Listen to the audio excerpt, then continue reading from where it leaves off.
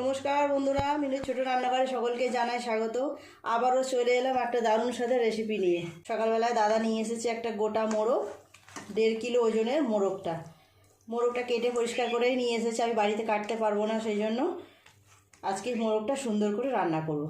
চর্বি দেখুন, এইরকম একটু চর্বি না থাকলে কি আর মাংস ভালো লাগে? এইরকম মাংসের তো দুর্দান্ত স্বাদ হয়, আর এইরকম চর্বি থাকলে তার কোনো কথাই নেই।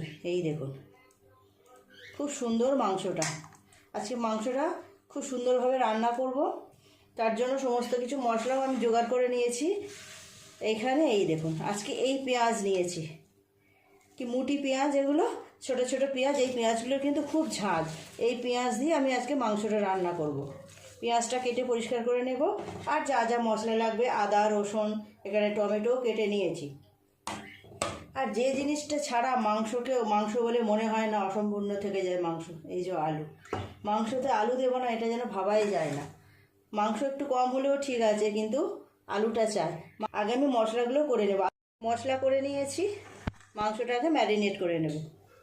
দিয়ে দেব টমেটো পেস্ট, দিয়ে দেব পরিমাণ মতো আদা রসুন বাটা, কিছুটা পরিমাণ কুচানো পেঁয়াজ, টক দই 1 বাটি পরিমাণ, ধনে জিরের গুঁড়ো 1 চামচ আর হাফ, এই চামচের 1 চামচ, আরও হাফ চামচ লঙ্কা গুঁড়ো দিলাম। অনেকটা মাংস, সেই পরিমাণে সমস্ত মশলা আমি দিয়ে দেব। হলুদ গুঁড়ো দেব 2 চামচ, কাশ্মীরি লঙ্কা গুঁড়ো দেব সুন্দর রং আসার জন্য, হাফ চামচ পরিমাণ দিলাম। বড় চামচের 1 চামচ দেব সাদা তেল, নুনটা দেব স্বাদ মতো। খুব ভালো করে মাংসটাকে মিশিয়ে নেব মশলার সাথে, হাত দিয়েই মাখাবো। আজকাল আমার বর খুব দেশি মুরগি, দেশি মোরগ খাওয়ার ইচ্ছা। পোলট্রির মুরগি একদম খেতে চায় না। প্রায় সময় এখন আমাদের বাড়িতে আর অনেক দূর থেকে কিনে আনতে হয়, জানেন? এই মাংসগুলো অনেকটা দূর দূর থেকে গিয়ে কিনে নিয়ে আসে এই মাংস খাবে বলে, এত ভালোবাসে খেতে। মাংসটা কিছুক্ষণ এরকমভাবে ম্যারিনেট করে রেখে দেব।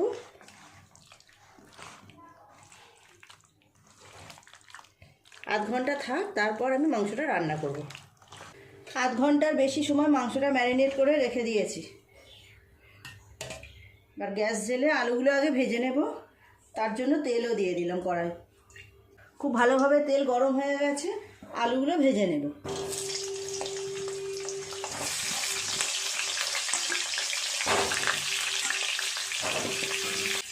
অল্প একটু নুন দিয়ে দেবো হলুদ গুঁড়ো।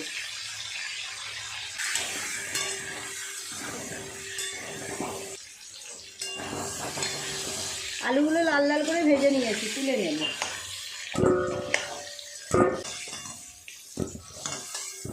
এই তেলের উপরে আরও অল্প একটু তেল দেব। ফোড়নে দেব 2টো তেজপাতা, 1টা শুকনো লঙ্কা, আর গোটা গরম মশলা, দারচিনি, লবঙ্গ, এলাচ।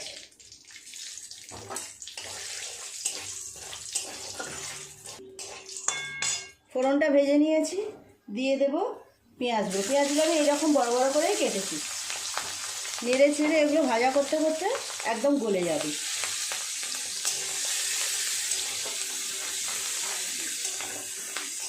খুব ভালো করে নেড়ে চেড়ে পেঁয়াজগুলোকে গলিয়ে নেব। খুব ভালো করে পেঁয়াজটা নেড়ে চেড়ে ভেজে নিয়েছি। এর উপর দিয়ে দেবো ম্যারিনেট করে রাখা মাংস। খুব ভালো করে এবার মাংসটাকে কষাবো অনেকটা সময় নিয়ে। যত ভালো কষানো হবে, মাংসের রঙও ভালো আসবে, স্বাদও ভালো আসবে। খাসির মাংসের মতো করে রান্না করতে হয়, এই মাংসগুলো খেতে দুর্দান্ত হয়। মাংসটা কষাতে কষাতে কেমন জল ছাড়ছে দেখুন। আমি তো একদম জল দিইনি,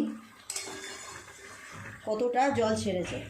এই পুরো জলটাই শুকনো হবে কষাতে কষাতে। বেশ অনেকটা সময় নিয়ে ভালোভাবে কষাতে হবে। রঙটা আস্তে আস্তে আসা শুরু হয়েছে। আলুগুলো দিয়ে দেবো। আলুগুলো দিয়ে মাংসের সাথে আরও একটু ভালো করে কষিয়ে নেব। ভেজে রাখা আলুগুলো আমি খুব বড় বড় করেই দিয়েছি। এই মাংসটা যেহেতু সিদ্ধ হতে অনেক সময় লাগে, প্রেসারে দেব সিদ্ধ হওয়ার জন্য, সেই জন্য একটু বড় বড় করেই কেটেছি। আর এইরকম বড় বড় আলুর পিস দেখলে এমনিতেই তো মনটা খুব ভালো হয়ে যায়। প্রায় 15-20 মিনিট সময় নিয়ে মাংসটা খুব ভালো করে কষিয়ে নিয়েছি। কেমন দেখতে লাগছে দেখুন। এই দেখুন তেলও ছেড়ে দিয়েছে খুব ভালোভাবে।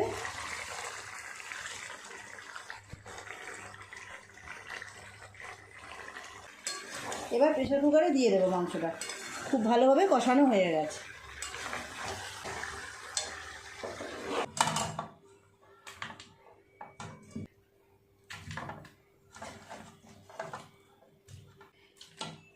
কেমন দেখতে লাগছে দেখুন। উপর থেকে গরম জল দিয়ে দেব, গরম জল।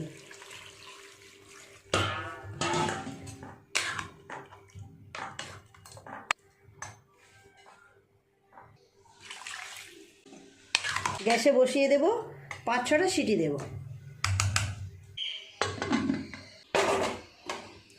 এরকম বসানো থাক, 5-6টা সিটি পড়বে, তারপর ঠান্ডা করে খুলে আপনাদের দেখাবো। বন্ধুরা, প্রেসার কুকারে 5-6টা সিটি দিয়ে আমি নামিয়ে রেখেছিলাম বেশ অনেকক্ষণ, খুব ঠান্ডা হয়ে গেছে। এবার ঢাকাটা খুলে আপনাদের দেখাচ্ছি কেমন দেখতে হয়েছে দেখুন।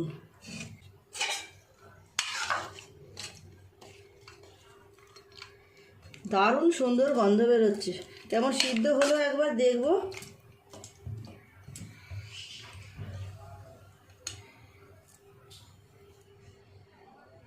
এই দেখুন খুব সুন্দরভাবে নরম হয়ে গেছে।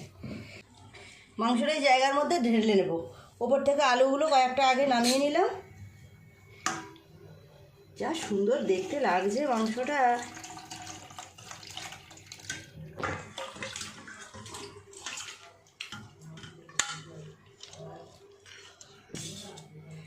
কেমন হয়েছে বন্ধুরা কমেন্ট করে জানাবেন। এই রকম মাংস তো দুর্দান্ত স্বাদ হয়, আমি আগেই বললাম। আপনারা যারা কোনোদিনও খাননি অবশ্যই একবার এইভাবে রান্না করে খেয়ে দেখবেন। যেমন দেখতে হয়েছে স্বাদও কিন্তু দুর্দান্ত, গন্ধ তো অপূর্ব সুন্দর বেরোচ্ছে। প্লিজ বন্ধুরা আজকের রেসিপিটা কেমন লাগলো কমেন্ট করে জানাবেন। ভালো লাগলে একটা লাইক করে দেবেন। আমার চ্যানেলটি এখনও পর্যন্ত যারা সাবস্ক্রাইব করেনি প্লিজ আমার চ্যানেলটি সাবস্ক্রাইব করে পাশে যে বেল ঘন্টিটা আছে সেটি অবশ্যই ক্লিক করে দেবেন। তাহলে যখনই আমি এইরকম সুন্দর সুন্দর নতুন নতুন রেসিপি আপলোড করব সবার আগে তো আপনার নোটিফিকেশনে পৌঁছে যাবে। সবাই খুব ভালো থাকবেন। দেখা হচ্ছে পরের দিন নতুন কোনো রেসিপির সাথে। নমস্কার।